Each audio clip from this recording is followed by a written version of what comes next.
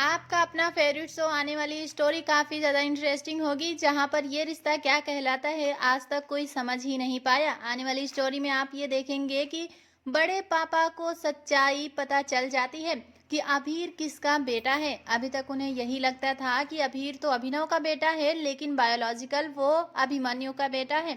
इतना जानने के बाद बड़े पापा तो शॉक्ड हो जाते हैं और कहते हैं कि ये सब कुछ हो क्या रहा है, क्योंकि मैं जितना चाहता हूँ कि मेरे बच्चे मुझसे सारी बातें शेयर करें, लेकिन इन दोनों बहनों की ज़िंदगी बिरला हाउस से जुड़ने के बाद पूरी तरह से बर्बाद हो गई है।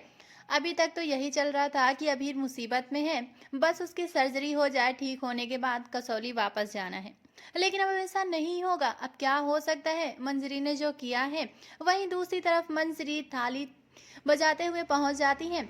उनके लिए खुशी की बात है कि रूही के साथ साथ अभीर भी उनके साथ ही रहेगा। वो उनकी पोती तो उनके पोता हैं।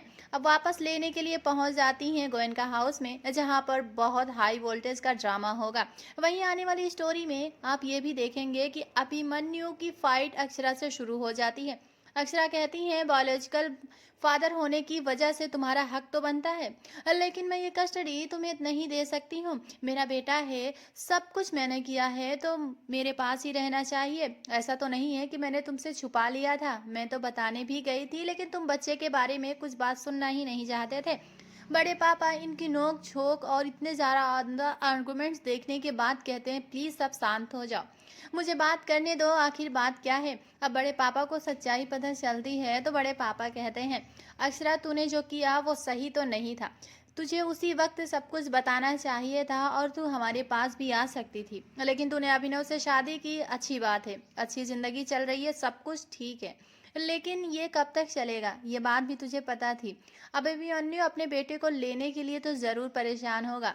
अब क्या होगा तुझे ही सोचना होगा। अभिनव कहते हैं कि अभीर की परवरिश मैंने की है, मैं ही उसका पिता हूँ और मैं अपने अभीर को किसी के हवाले नहीं कर सकता। भाई जी और मेरा रिश्ता जो दोस्ती का था वो रहेगा, अगर वो नहीं करना चाहते हैं तो ना करें, लेकिन मैं अपने अभीर को आपके हवाले बिल्कुल भी नहीं करने वाला हूँ। और ये जो कहानी है पूरी तरह से उलझ चुकी है, जहाँ पर किसी को ये समझ नहीं आ रहा है कि आखिर हो क्या रहा है।